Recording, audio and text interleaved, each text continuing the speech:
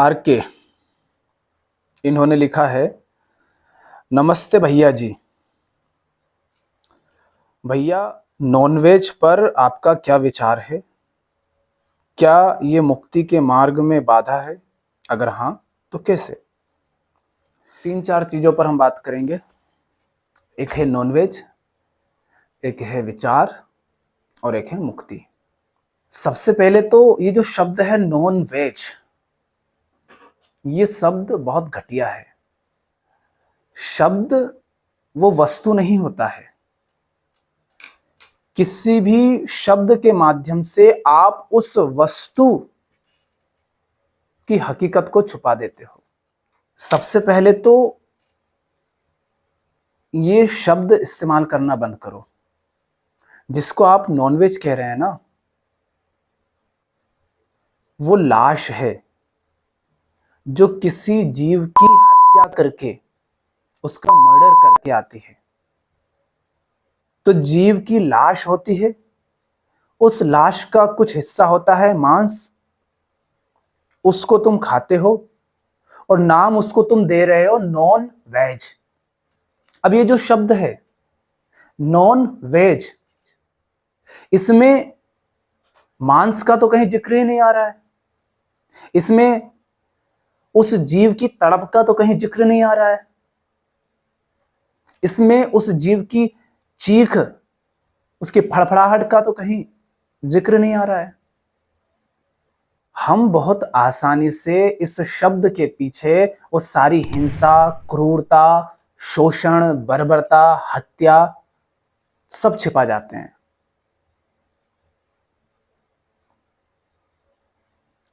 तो ये जो हमारी एक आदत हो गई है ना हर चीज को नाम देने की, उसके पीछे सब कुछ छिप जाता है। हमारे जो रिश्ते होते हैं, हम यूं तो कहते फिरते हैं, I love you baby, I love you जो जानू, I love my mom, I love my daddy, I love my children.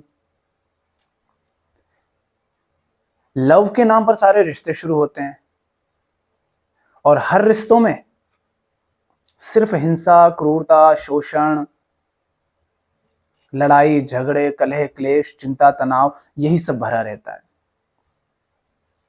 अगर तुम्हारे रिश्तों में प्रेम होता तो क्या ये सारी समस्याएं होती? तो भाई, सबसे पहले तो ये शब्द हटाओ और सीधे सीधे कहो कि मांस खाना है किसी जीव की हत्या करके। तुम कहते हो नॉन वेज, आधा तो तुमने उसमें वेज को ही ले लिया, और नॉन मतलब वेज के अलावा, ये भी है वेज के अलावा, खा लो इसको। ये भी वेज नहीं है, नॉन वेज ही है, क्योंकि नॉन वेज का मतलब वो जो वेज नहीं है। नॉन वेज का मतलब ये नहीं होता है मांसाहार। तो ये मत पूछो कि वेज खाऊं कि नॉन वेज खाऊं, पूछो कि फल सब्जी अनाज से अपना पेट भरूं या किसी की हत्या करके उसका मांस चबाऊं।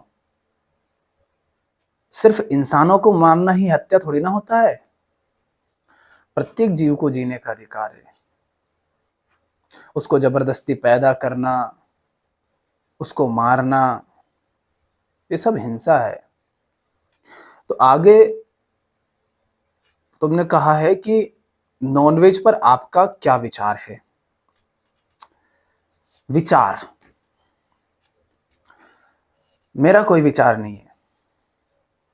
विचार घटिया चीज है, क्योंकि कोई विचार मेरा विचार नहीं होता है। ये जो शब्द है वेज और नॉन वेज, ये विचार से ही आ रहे हैं, और ये तुमने खुद ने इजाद नहीं करे हैं। ये तुम्हारी खोपड़ी में डाले गए हैं उस माहौल के द्वारा, उन लोगों के द्वारा, उस संस्कृति के द्वारा जिनके बीच में तुम संयोग से पैदा हो गए। क्या चीज है विचार? किसी खास देश में, किसी खास समय पर, किसी खास धर्म या संप्रदाय को मानने वाले लोगों के बीच, किसी खास संस्कृति का पालन करने वाले लोगों के बीच में पैदा हो गया। किसी खास तरह की मैंने शिक्षा ली, खास तरह के मेरे संस्कार रहे, मेरे कुछ अनुभव रहे, कुछ सीमित जानकारियां मेरे पास रही। ये सब मुझे बाहर से मिला, संयोग से, शरीर के माध्यम से, समाज से, संस्कृति से, देश से, और ये सब कुछ मेरी खोपड़ी में संचित हो गया। अब मैं अपनी ही खोपड़ी का गुलाम हो गया। एक है उसको बता दिया कि तू हिंदू है, तो वो कहेगा कि भैया शुद्ध शाकाहार करना है, हिंसा नहीं करनी। हाँ, कभी कभी चलता है, रात को 12 के बाद खा सकते हो, नहीं मंगलवार को भी खा सकते हो, अरे बुध को भी चलता है, अरे देवी माँ को जो बलि चढ़ाई है ना, उसको प्रसाद के रूप में खा सकते हो। मतलब एक तरफ इस बात का अभिमान भी पालना है कि हम हिंसा नहीं करते, दूसरी तरफ तरीके भी खोज लेने हैं। उधर एक कोई होगा जो इस्लाम को मानता है, वो कहेगा हलाल करके ही खाना भाई, नहीं नहीं नहीं झटका भी चलेगा। ये क्या है, पाखंड। और ये सब कहां से आ रहा है? ये आ रहा है विचार से। ये तुम्हारे विचार हैं जो तुम्हारी खोपड़ी में डाले हैं बाहर समाज ने, और तुम्हारे पास चूंकि समझदारी नहीं है, तुम इस खोपड़िया के गुलाम हो, तुम समाज के गुलाम हो, संस्कृति के गुलाम हो, संयोगों के गुलाम हो। तुम विचारों से चलते हो और विचार तुम्हारे अपने नहीं है। यही तो असली बंधन है कि तुम कठपुतली हो बस विचारों की।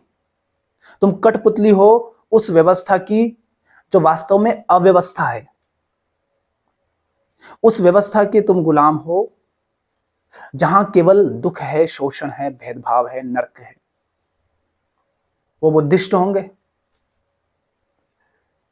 बुद्ध को नहीं देखना उनको, वो बुद्ध को नहीं देखेंगे कि बुद्ध ने कैसा जीवन जिया।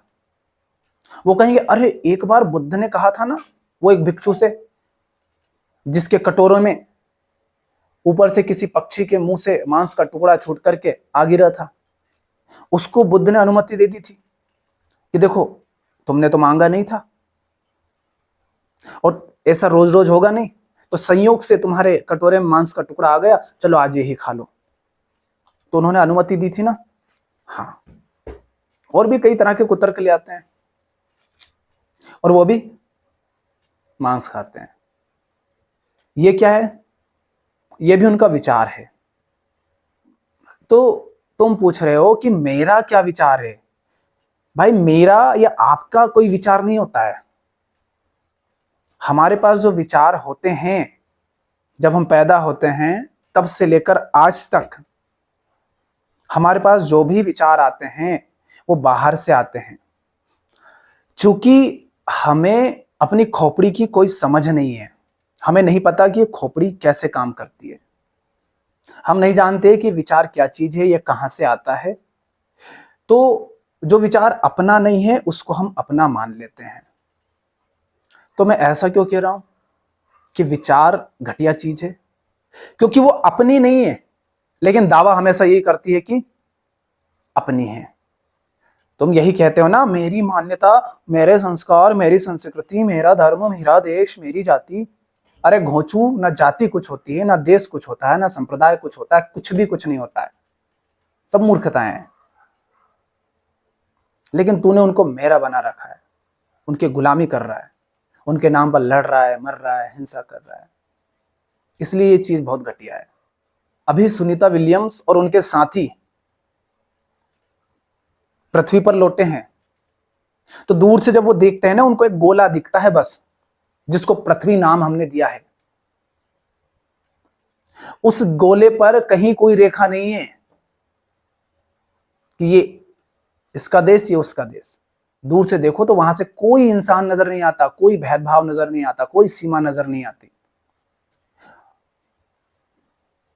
कल्पना करो कि वो पहली बार किसी दूसरे ग्रह से इस ग्रह की ओर आ रहे हैं, तो क्या वो तुम्हें देख करके ये बताएंगे कि तुम्हारा धर्म ये है, तुम्हारी जाति है? उनकी खोपड़ी में तुम विचार डालोगे कि भैया ये जो इस तरह का पहनावा है ना, और इस तरह का रंग है, और ऐसा खान पान है, ये हिंदू है, ये मुसलमान है, ये सिख है, ये जैन है, ये बौद्ध है, ये अलग अलग हैं। वो पूछेगा आधार क्या है? तुम्हारे पास कोई आधार नहीं है, तुम कहोगे हमारी मान्यता है भाई। तो वो आ रहे हैं और वहां से उनके लिए कोई भेदभाव नहीं है, कुछ भी अलग अलग नहीं है, उनके लिए सब कुछ एक है वहां। तो बात विचार की नहीं है, बात मेरे या आपके विचार की नहीं है। महत्वपूर्ण ना मेरा विचार है ना आपका विचार है, महत्वपूर्ण है ये कि जो मैं खा रहा हूं क्या वो ठीक है या नहीं, अपने खाने के लिए मैं जो कुछ कर रहा हूं क्या वह उचित है या नहीं। तो बात विचार की नहीं, बात समझ की है, बात बोध की है। तुम अपनी साफ दृष्टि से देखो कि जो भी है, ये जो शाकाहार और मांसाहार, ये चीज क्या है। अपने विचार, अपनी मान्यता, अपना संप्रदाय, अपना देश काल वातावरण सब कुछ एक तरफ हटा दो। कहां पैदा हुए, किस देश में पैदा हुए, आज पैदा हुए कि 1000 साल पहले पैदा हुए, माने किस काल में पैदा हुए, कौन से संप्रदाय में पैदा हुए, किस जाति में पैदा हुए, तुम्हारे बाप दादों की क्या मान्यता, क्या पूर्वाग्रह हैं, क्या उन्होंने संस्कार दिए, सबको एक तरफ हटाओ और फिर साफ साफ देखो कि सामने एक जिंदा जीव है। कोई भी हो सकता है, मुर्गा हो सकता है, बकरी का बच्चा हो सकता है, सुअर हो सकता है, खरगोश हो सकता है, बतख हो सकता है, कोई भी हो सकता है, गाय भैंस हो सकती है। अब उस बच्चे की आंखों में देखो, उसकी मस्ती देखो, और उधर इंसान का बच्चा है, उसकी आंखें देखो, उसकी मस्ती देखो। दोनों बच्चे हैं, दोनों भाषा नहीं जानते अभी, दोनों रोना चीखना रंभाना जानते हैं, चिल्लाना जानते हैं, बोलना जानते हैं, मस्ती करना जानते हैं, खाते पीते हैं, हकते मूतते हैं, सो जाते हैं, ये उनका काम है। अब जरा उनकी आंखों में देखो, किसी की भी आंखें, किसी की भी आंखों में क्या कोई अंतर है? क्या कोई भी है जो मरना चाह रहा है? मगर तुम्हारी खोपड़ी में विचार उचक करके आ जाता है। लेकिन हमारे भीतर जो विचार डाल दिए गए हैं, हम उनके गुलाम हो गए हैं। एक व्यक्ति है, वो गाय को पूजता है, एक उसको माता कहता है, एक उसी का दूध पीता है, एक उसका दूध छीन करके पी जाता है, एक तरफ उसे माता कहता है, दूसरा उसी माता के बच्चे के हिस्से का दूध छीन कर पी जाता है। गाय हो चाहे भैंस, दोनों के साथ ऐसा करता है। एक जगह होगी वहां पर उसका विचार यह है कि ये तो खाने की चीज है, तो उसको काट करके खा जाता है। अगर वो व्यक्ति भी इंसान है, मैं भी इंसान हूं, तुम भी इंसान हो, तो फिर किसी एक ही जीव के साथ हमारे व्यवहार में इतना अंतर क्यों है? ये इस विचार के कारण है कि उसको अलग पट्टी पड़ा दी, मुझको अलग पट्टी पड़ा दी, तुमको अलग पट्टी पड़ा दी, और हम सब उन विचारों की पट्टी के गुलाम हो गए।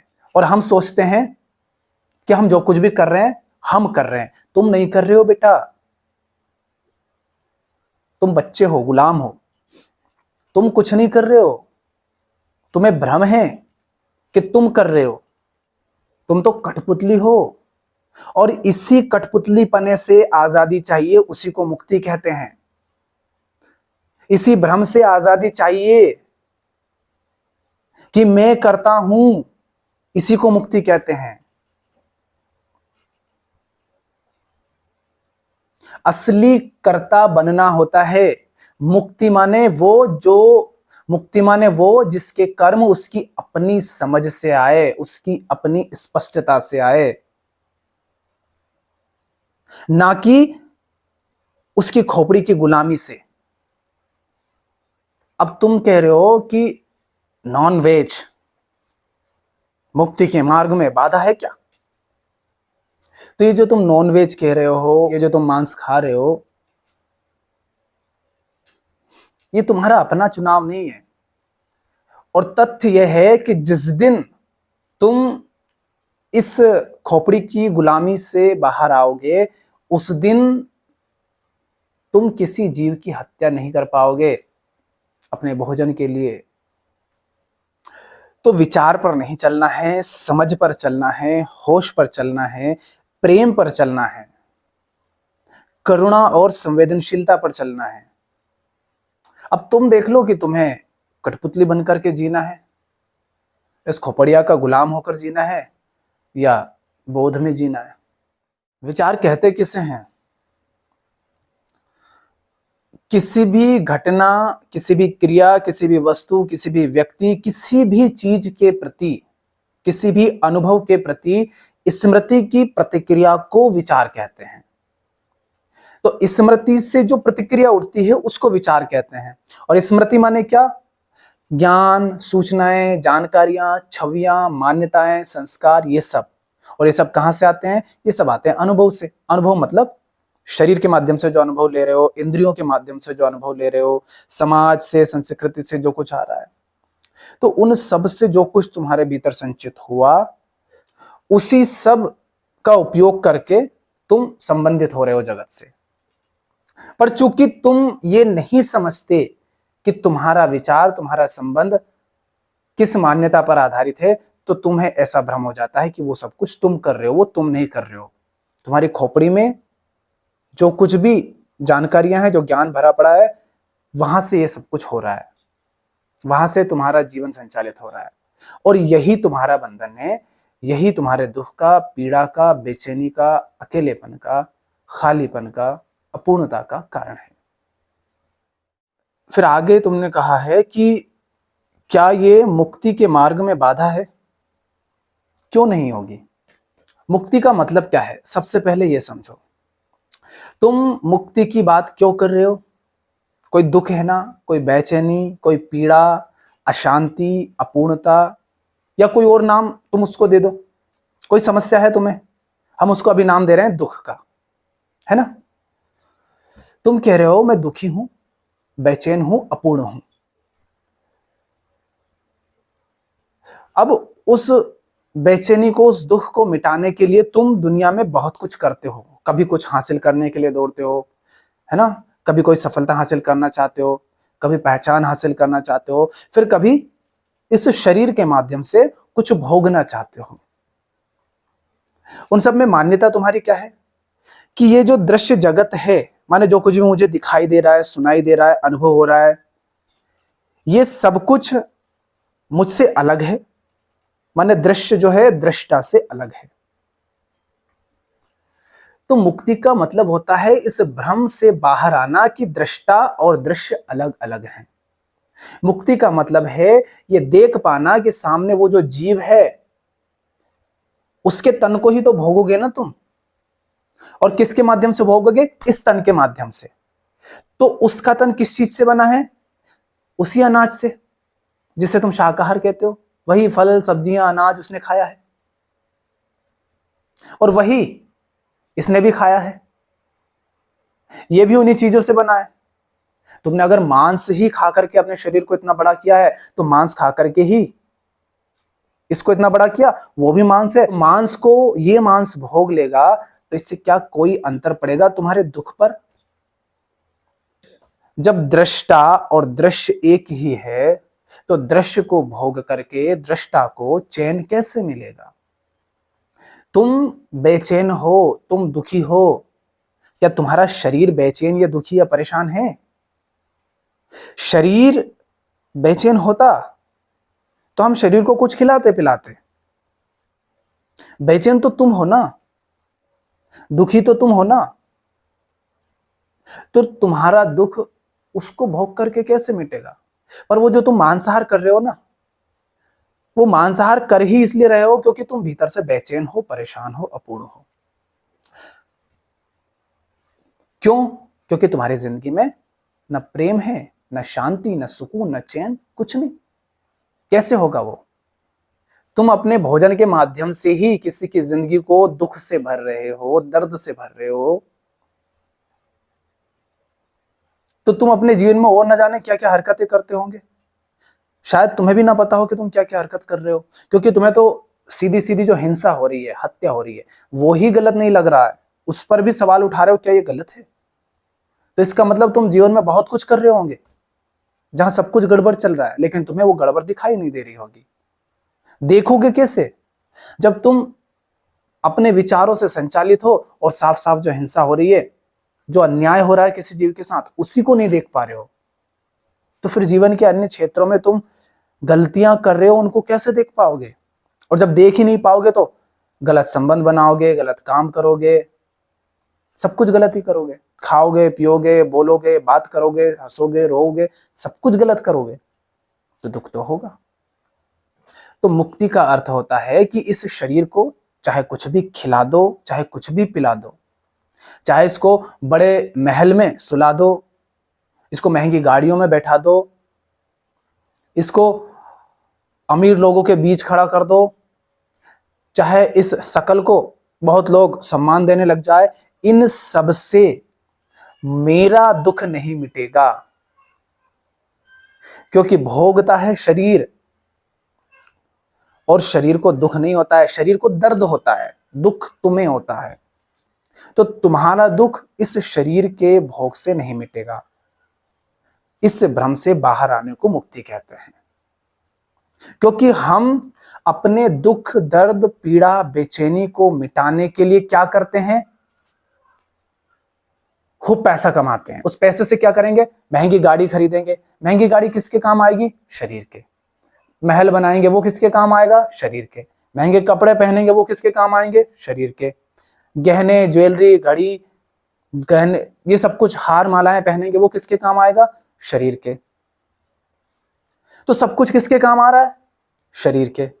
और अगर मन के तल पर भी थोड़ा सुख मिल रहा है तुम्हें सफलताएं पा करके, तो वो सफलता पा करके खुश होना है, ये तो एक विचार है, और विचार तुम्हारा है ही नहीं। जैसे तुम्हारी मान्यता है कि कोई मर जाता है तो रोना चाहिए। अब अभी तुम जिंदा हो, कोई रो नहीं रहा है, लेकिन ये तो सब जानते हैं ना कि तुम मरोगे, तो रो क्यों नहीं रहे? वो कह रहे नहीं नहीं नहीं, अभी नहीं रोना है, जिस दिन ये मरेगा उस दिन रोना है। मरना तो तुम्हारा तय है ना, तो भैया आज ही रो लो, आज क्यों नहीं रो रहे? उस दिन एकदम से इनका दुख कहां से आ जाएगा? वो बस मान्यता है, और मान्यता के कारण ही तुम्हारी आंखों से आंसू बह रहे हैं। तो तुम कहते हो अरे भैया मान्यता भर से थोड़ी ना आंसू आ जाते हैं। अरे दुख हो रहा है, दुख कुछ नहीं हो रहा है, तुम्हारा भ्रम है। हाँ, तुम दुखी हो रहे हो, ये बात तथ्य है, तुम दुखी हो रहे हो, लेकिन वो जो दुख हो रहा है ना, वो सिर्फ मान्यता से आ रहा है। अगर तुम्हारी मान्यता हट जाए तो वो दुख वैसा नहीं रहेगा जैसा है। तुम्हें पहले ही पता है। अब देखो ना, तुम्हारी खुशी, तुम्हारे गम, तुम्हारा सुख, तुम्हारा दुख पहले से ही तय है। जन्मदिन किसी का आता है, उस दिन खुश होना है, वो खुश हो जाता है। किसी का मृत्यु दिन आता है तो लोग दुखी हो जाते हैं, उस दिन दुखी होना है। 50 नंबर पर एग्जाम पास, तो 51 नंबर आया तो खुश हो गए।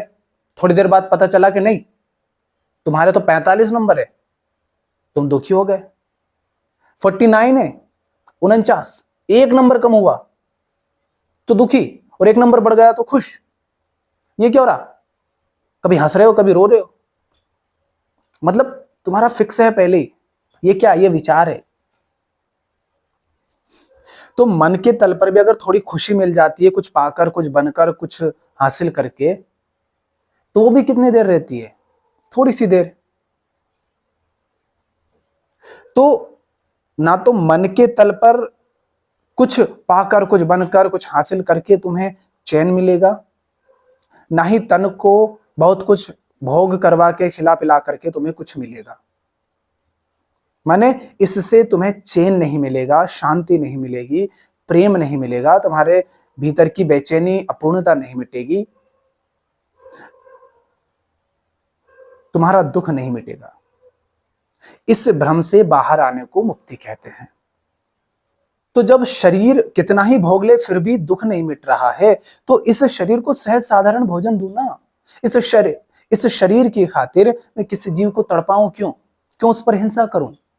क्यों उसकी हत्या करूं? क्यों किसी पशु से उसके बच्चे के हिस्से का दूध छीन लूं? क्यों मैं थोड़े से स्वाद के लिए उस जीव के साथ हिंसा करूं? फिर एक समझदार व्यक्ति, बोधवान व्यक्ति कहता है कि जैसे मुझे दुख हो रहा है वैसे उस जीव को भी दुख होगा ना। जैसे मुझे दर्द होता है वैसे उसको भी होता है। मैं भी जीना चाहता हूं, वो भी जीना चाहता है। मुझे मुक्ति चाहिए, आजादी चाहिए, तो मैं किसी अन्य जीव की आजादी काहे को छीनूं? अगर मुझे मुक्ति इतनी प्यारी है कि अगर तुम्हें मुक्ति इतनी प्यारी है कि तुम मुक्ति चाहते हो, अगर वो चीज इतनी प्यारी है तो सोचो उस पशु को भी वो कितनी प्यारी होगी, और तुम उसे मारकर उसकी मुक्ति, उसकी आजादी छीन रहे हो ना। उसको एक पिंजरे में कैद करते हो पहले तो बड़ा करने के लिए, मां को बच्चे को अलग अलग कर देते हो। मुर्गी है तो उसके पंख पकड़ के उठा करके कभी इधर पटकते हो कभी उधर पटकते हो, उनकी चोंच जला देते हो गर्म लोहे से। गाय भैंस का नर बछड़ा है तो उसको मार देते हो पैदा होते ही, मादा बछड़े से उसके हिस्से का दूध छीन लेते हो, उस गाय या भैंस को इंजेक्शन ठोकते हो। तो अन्य हर किसी पशु पर तुम ये जो हिंसा कर रहे हो, इन सब के माध्यम से तुम उसकी आजादी छीन रहे हो। और यदि आजादी इतनी प्यारी है तो तुम किसी की आजादी क्यों छीन रहे हो? एक मुक्त व्यक्ति किसी की आजादी नहीं छीनता, छीन ही नहीं सकता ना, नहीं तो वो मुक्त ही नहीं है फिर। तो मुक्ति का अर्थ है इस भ्रम से बाहर आना कि दृष्टा और दृश्य अलग है। इस भ्रम से बाहर आना माने ये देख पाना कि सामने जो चीज है उसको ये तन या ये मन भोग सकता है, लेकिन सामने जो चीज है वो इस तन से अलग नहीं है, स्थूल तल पर। और सूक्ष्म माने मनोवैज्ञानिक तल पर जो मान्यता, संस्कार है, वो जो सक्सेस है, वो जो अचीवमेंट्स हैं, जो कुछ भी है, सम्मान वगैरह, वो सब मेरा ही प्रक्षेपण है। तो उनसे भी कुछ नहीं मिलना। मुक्ति का अर्थ है शरीर को चाहे कितना ही भोग करवा दो, इससे दुख बेचैनी नहीं मिटनी। मुक्ति का अर्थ है इस भ्रम से बाहर आना कि वो और ये अलग नहीं है, तो उसको यदि दुख दे रहा हूं तो मैं अपने लिए ही दुख निर्मित कर रहा हूं। जैसे एक बड़ा सा समंदर है, उस समंदर में कई लहरें हैं, तुम एक लहर को गंदा करोगे तो उसका असर पूरे समंदर पर होगा। तुम 2 लहरों को, 10 लहरों को, 10,000 लहरों को अगर गंदा कर दोगे तो पूरे समंदर पर असर पड़ेगा। माने वो जो सारी लहरें हैं वो एक ही समंदर से उठ रही हैं। अब कहीं पर भी तुम अगर हिंसा करोगे, दुख को बढ़ाओगे, पीड़ा को बढ़ाओगे, तो पूरे जगत में उस चीज की वृद्धि होगी। जैसे कोई एक व्यक्ति दुख में जी रहा है तो उसके माध्यम से जगत की चेतना में दुख की वृद्धि हो रही है। तुम्हें मुक्ति चाहिए दुख से, तो तुम दुख की वृद्धि कर करके मुक्त कैसे हो जाओगे? मुक्ति का अर्थ हुआ कि तन, मन, विचार, मान्यताओं, संस्कारों, पूर्वाग्रहों, संयोगों, इन सब की गुलामी मैं नहीं करता। संयोग से यदि कुछ मुझे मिला है, अपुन नहीं स्वीकारता, अपुन नकारता है। चाहे वो विचार मिले हो, नाम मिला हो, पहचान मिला हो, संस्कार मिले हो, मान्यताएं मिली हो, संप्रदाय मिला हो, रंग मिला हो, जाति मिली हो, इन सब के अनुसार नहीं चलूंगा मैं, अपने बोध से चलूंगा, अपनी समझ से चलूंगा। यह है मुक्ति का अर्थ। किसी की गुलामी नहीं करना मुझे, वो सब खुद तो पराया है। आज के समय पैदा हुए हो, आज से 1000 साल पहले पैदा हुए होते तो तुम जिन चीजों को पसंद करते हो, जो तुम हासिल करना चाहते हो, क्या उनको करना चाहते? तब वो चीज ही नहीं थी, वो नौकरी नहीं हुआ करती थी तब, वो गाड़ी नहीं थी तब, उस तरह का महल ही नहीं था। तो किसी खास समय में पैदा हुए, उसके कारण कुछ मिला, अरे संयोग से मिल गया भैया। देख लो अब अपनी समझदारी से कि ठीक है या नहीं। किसी खास देश में, किसी खास संप्रदाय में पैदा हो गए, उसके कारण कोई मान्यताएं, अरे हटाओ यार, अरे वो जीव जीना चाह रहा है, क्यों उसको परेशान करना। तुम चाहे झटका करो, चाहे हलाल करो, चाहे बलि चढ़ाओ, चाहे संडे को खाओ, चाहे मंडे को खाओ, चाहे दिन में खाओ, चाहे रात में खाओ, तुम्हारे खाने के लिए उस जीव की तो हत्या हो रही है ना। और जीते जी जब तक वो बड़ा हो रहा है तब तक उसको खूब तड़पाया जा रहा है ना, उसको पिंजरे में कैद रखा जा रहा है ना। वो तो दुख में जी रहा है ना, वो तो मर रहा है ना, चाहे तुम उसको किसी भी तरह से मारो।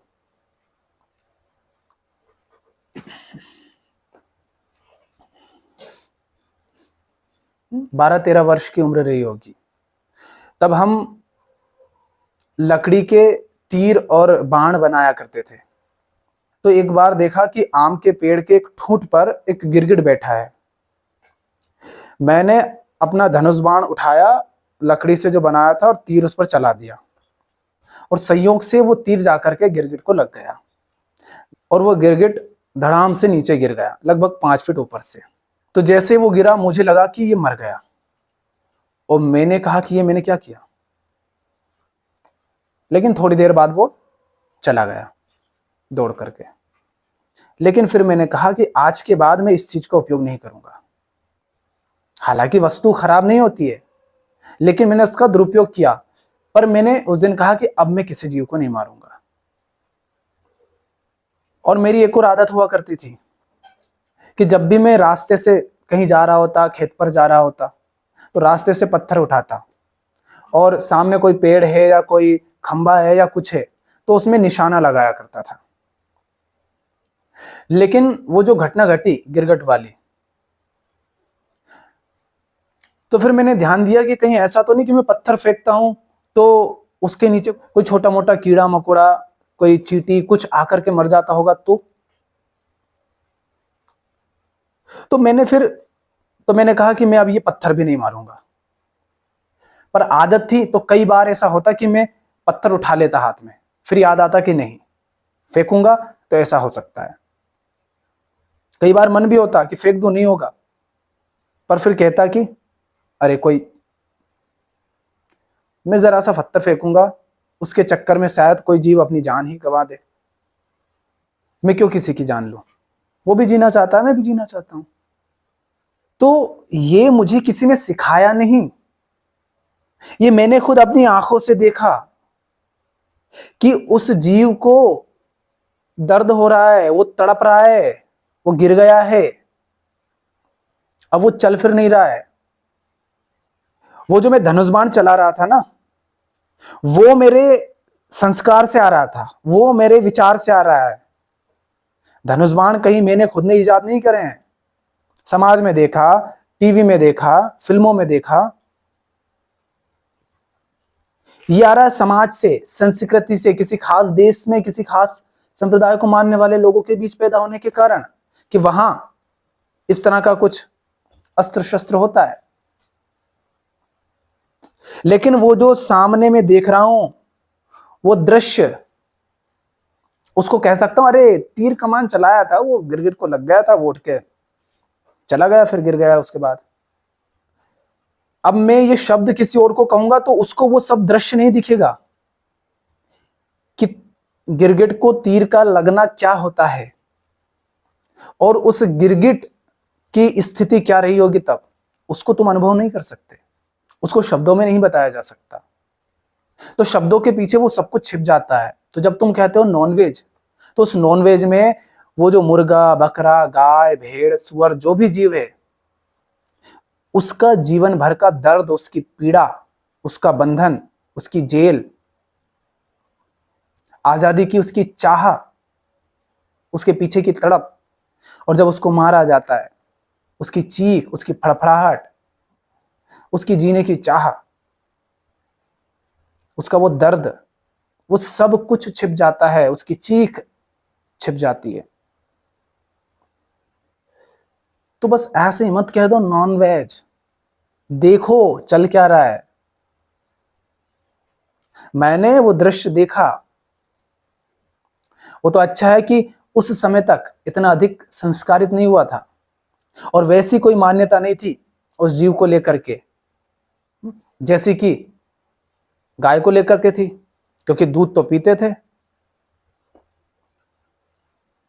तो मैं गाय को माता भी कह रहा हूं और उसका जो बछड़ा है उसके हिस्से का दूध भी छीन रहा हूं, लेकिन फिर भी कोई दिक्कत नहीं हो रही है, क्योंकि मान्यता है, स्वाद लगा दिया गया है, बचपन से पिलाया गया है, सब पीते हैं, यही चलता है आसपास, तो हम भी पीने लग गए। कभी ध्यान ही नहीं गया कि यार ये छोटू सा बच्चा अभी अभी पैदा हुआ है और उसके हिस्से का दूध उसकी मां से छीन करके हम पी जाते हैं। उसकी मां के पास दूध है अपने बच्चे के लिए और हम 6-7 लोग घर में उसके हिस्से का दूध पी रहे हैं, और बच्चा हुआ डेयरी पर भी दे रहे हैं, और उस बच्चे को थोड़ा सा पिला देते हैं, बस 2-4 घूंट पिला देते हैं, बाकी उसको घास डाल देते हैं। वो हिंसा, वो असंवेदनशीलता, वो शोषण, वो सब कुछ दिख ही नहीं रहा था उस समय। वो भी इसलिए पिलाते थे कि उसकी मम्मी दूध उतार दे। नहीं तो ऐसा कहा जाता है कि भैंस है ना दूध इसे संभाल के रखती है। आचार्य जी कुछ बता रहे। उसको वो जरा सा पिलाते हैं, वो भी इसलिए पिलाते हैं ताकि वो दूध देना शुरू कर दे, नहीं तो वो दूध देना शुरू ही नहीं करती है, वो रोक करके रखती है। तो हम ऐसे लोग हैं। अब तुम बताओ कि तुम्हारे भीतर अगर प्रेम नहीं है, तुम्हारे भीतर करुणा नहीं है, संवेदनशीलता नहीं है, तुम्हारे पास अपनी समझ नहीं है, तुम्हारे पास तुम्हारा अपना कोई विचार नहीं है, तो तुम्हें मुक्ति कैसे मिल जाएगी? तुम यदि मान्यताओं के, संस्कारों के, पूर्वाग्रहों के, संप्रदायों के, वातावरण के, माहौल के, इन सब के गुलाम हो, शरीर के ही गुलाम हो, तो मुक्ति कैसे मिल जाएगी? इन्हीं से तो मुक्ति चाहिए। तो तुमने पूछा है कि ये जो मांसाहार है क्या ये मुक्ति के मार्ग में बाधा है? तो देखो, किसी अन्य को दुख दे करके तुम दुख से कभी मुक्त नहीं हो सकते। किसी अन्य निर्दोष, बेगुनाह, मासूम जीव की आजादी छीन करके, उसकी हत्या करके, उसको तड़पा करके तुम आजाद नहीं हो सकते, मुक्त नहीं हो सकते। लिबरेशन, मुक्ति का अर्थ क्या है? हर तरह की सीमाएं, हर तरह के भेदभाव हटा देना, स्वयं को विराटता में देख पाना कि सारी लहरें मैं ही हूं और मैं सिर्फ लहर मात्र नहीं, समंदर हूं। ये सारी प्रकृति मुझसे अलग नहीं है। हालांकि ये सवाल इतना सीधा सरल है कि पूछने की आवश्यकता नहीं है। तुम एक छोटे बच्चे के पास एक मुर्गा ले जाओ, खरगोश ले जाओ, या फिर गाय का, भैंस का बछड़ा ले जाओ, और दूसरे हाथ में फल ले जाओ, कुछ केले, आम, पपीता, अंगूर, सेब, और उससे पूछो कि ये जीवों को खाना चाहिए या इनको खाना चाहिए। अगर उसको संस्कारित नहीं किया गया है, अगर उसका मन साफ है, उसको समाज ने, संस्कृति ने, माहौल ने, परिवेश ने संस्कारित नहीं करा है, तो प्राकृतिक रूप से वो फलों को चुनेगा, सब्जियों को चुनेगा, अनाज को चुनेगा, इन जीवों को नहीं। इनके साथ तो वो खेलना चाहेगा। हाँ, एक्सेप्शन हो सकता है, संयोगवश कोई अपवाद हो सकता है, लेकिन साधारण स्थिति यह है कि वो फल सब्जियों को ही खाना चाहेगा और इनके साथ हो सकता है खेलना चाहे, पर इनको खाना नहीं चाहेगा। हम उसको सिखा देते हैं। तो अब तुम देखो कि तुम मांस क्यों खाते हो, कहां से तुम्हारे भीतर ये मांसाहार को भोगने की इच्छा पैदा हो रही है, क्यों तुमने ये खाना पीना शुरू किया, और अपनी समझ से देखो कि भैया ये खाना पीना सही है या नहीं, उचित है या नहीं। प्रेम होगा तुम में तो हिंसा क्यों करना चाहोगे? प्रेम और करुणा साथ साथ चलता है, और जहां करुणा है वहां हिंसा थोड़ी ना हो सकती है। प्रेम गलियति साकरी, तामे दो ना समाए। प्रेम और हिंसा एक साथ नहीं हो सकते ना। ठीक।